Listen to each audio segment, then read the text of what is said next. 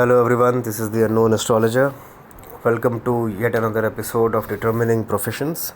I think this is part 4 of the series, and after a long time I'm recording a profession related video. Alright, so this chart in front of us is of a known person to me personally. It's a verified chart to the minute. We can see Mesh Lagna, Moon in the 10th in Aquarius. In Capricorn, Lord of 10 in Aquarius, that is Saturn. And this person is under the Dasha of Rahu since 2013. Okay. The native was born in 1993, so it's a female native's chart. So she is 32-year-old currently. And since 2013, that is from the age of 20, Rahu दशा has started. और राहु की दशा 20 की as से लेके 38 की as तक Rahu will run till 2031. Currently she is in Rahu Venus. Okay. Now see what can we judge here.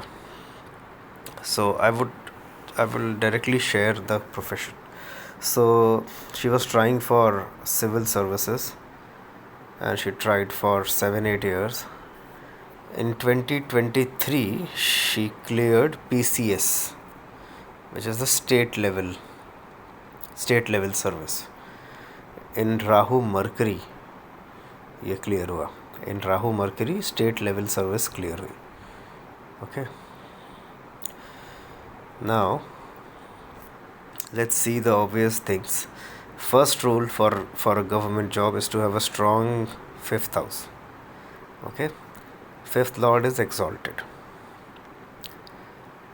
So that box is ticked. Then the second rule is to have a 5-10 connection. 5th lord connected with 10th house or 10th lord in any which ways. We can see that even from the moon. Okay, so but in that from the Lagna, radical Lagna, 5th lord Sun is aspected by 10th lord Saturn, and Saturn also aspects the 5th house and the 5th lord. दोनों को aspect कर रहा है Saturn. तो 10th का aspect और 11th का aspect 5th पे है, 5th का 10th पे नहीं है. Okay, if we see from the moon sign, we will find that 5th and 10th lord are the same. It is Venus. और यहाँ से भी 5th lord exalted है in the 12th house. Okay, so 5th lord from the Lagna, which is Sun, exalted. 5th lord from moon, Venus, again exalted. Ketu in the 2nd house. Simple prediction कि family बहुत affluent नहीं होगी. In fact, they are from the lower middle class family. Family के पास पैसा नहीं था. Upbringing में बहुत ही टफ टाइम्स थे. Father was a low level worker. Father 9th lord in 6th house. So 9th and 6th shows that father would be very low level, even though sun is exalted. So father was present. Father was always with the native. उसको पढ़ाना लिखाना support करना. Father ने सब कुछ किया. Father absent नहीं था, लेकिन जो कि 9th is so weak, father was kind of weak in nature, financially weak. Okay, तो 5th house from D1 again exalted. 5th house from moon which is Venus exalted. Saturn the 10th lord aspects the 5th house and aspects the 5th lord. The 5th house Leo and the 5th lord Sun both get an aspect of Saturn from 11th. Okay, from moon 5th and 10th lord are the same, sits in the 11th house. Okay, so in D1 only we have all conditions fulfilled largely. Let's go to Navamsha and see where Saturn sits, because that is the 10th lord, which is of importance to us. We'll see the placement of Saturn in Navamsha, and the 10th lord of Navamsha also can be seen just for some additional reference. So 10th lord of Navamsha is in again Leo. again the fifth sign, again it's a 10-5 connection.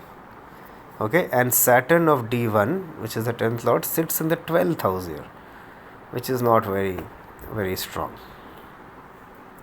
And Sun, if you see, Sun is still exalted. Sun is Vargottam, Moon is Vargottam.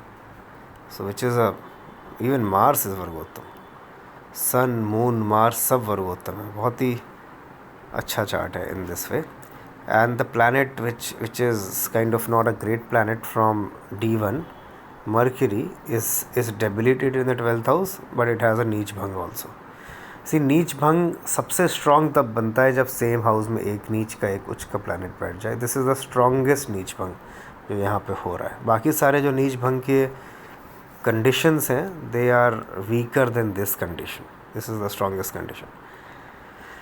Okay, so again repeating, यहाँ पे D1 में we have all the combination 5-10 connect, fifth lord exalted. The most important condition is to have a strong fifth house, वो है.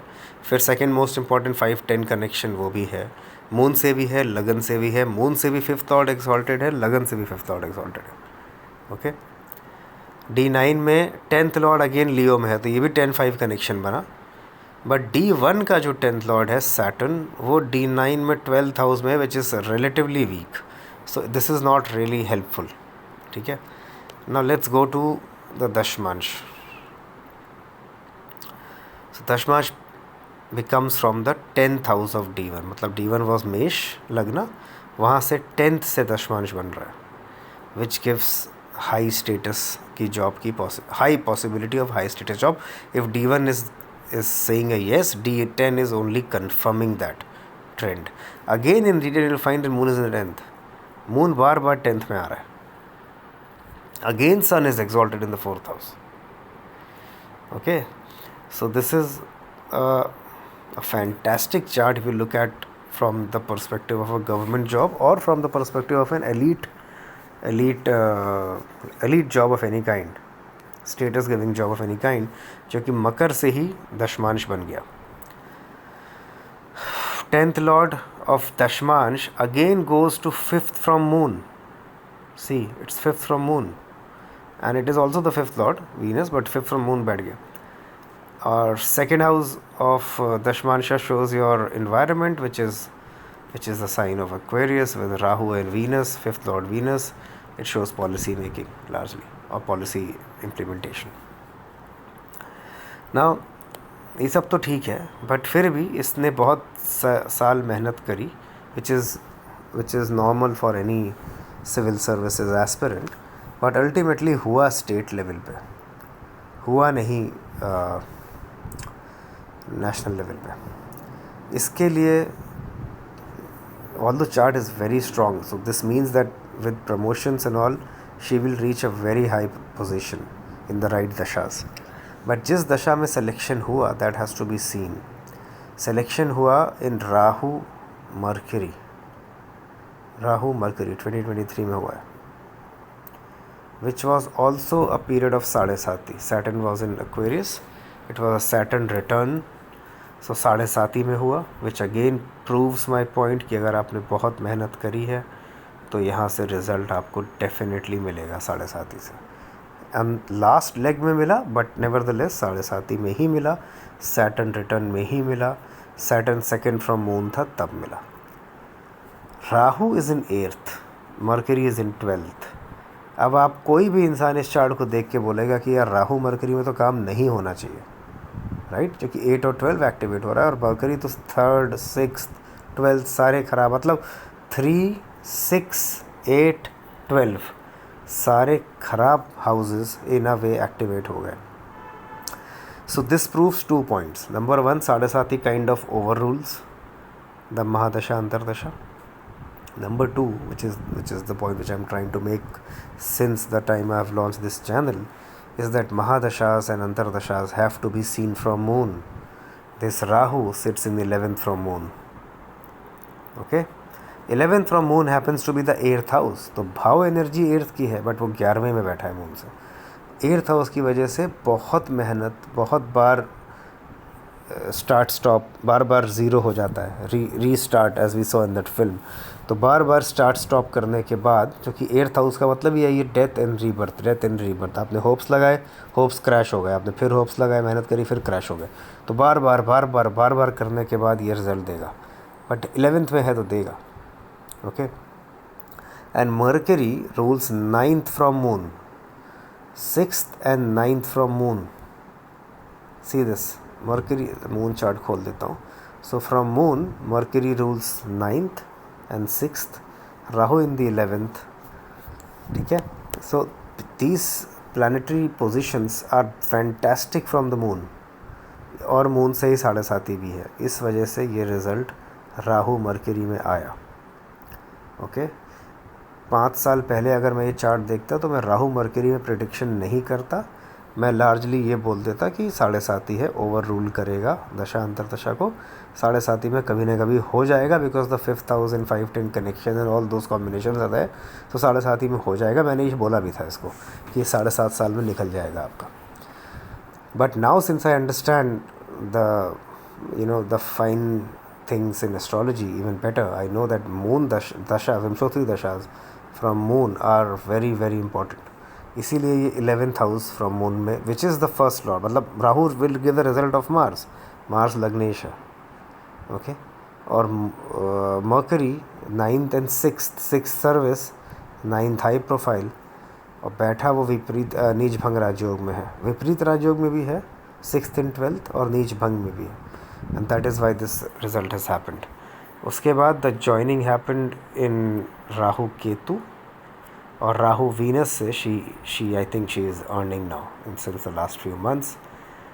सो बहुत ही अच्छा result जा रहा है। वीनस भी from moon is a yoga karaka, और Venus is the 5th lord from moon.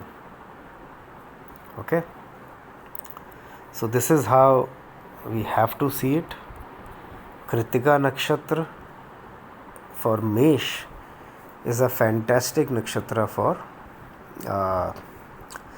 Government job and creative possibilities, क्योंकि ये सूर्य का नक्षत्र है और 5th हाउस को एक्टिवेट करता है बर्थ पे। कृतिका नक्षत्र मेष लगन का 5th को एक्टिवेट करता है, वही कृतिका नक्षत्र टॉरस लगन का 4th को एक्टिवेट करता है। तो टॉरस में वो गवर्नमेंट जॉब भले ही ना दे, बट मेष लगन में गवर्नमेंट जॉब्स के लिए एक बहुत अच्छा सपोर्टिंग फैक्टर है, डिसाइडिंग फैक्टर नहीं है बट सपोर्टिंग फैक्टर ज़रूर है for elite positions. Okay, moon in 10th, the person is naturally attuned to high stress jobs. This person is born with the wiring कि अगर बहुत प्रेशर आएगा कोई फ़र्क नहीं पड़ता, मून 10th में है, उसका दिमाग उस प्रेशर का वेट कर रहा है ना वे, तो वो कर लेगा। और 7.5 भी जब लगी तो आप देखोगे कि 10th हाउस एक्टिवेट हुआ, क्योंकि 7.5 भी तब लगी जब Saturn was in 1 to 12 from moon, तो वो 10th में मून है तो 10th को एक्टिवेट कर रहा है, इसीलिए हाई प्रेशर जॉब उसने 7.5 के एंड में दे दिया।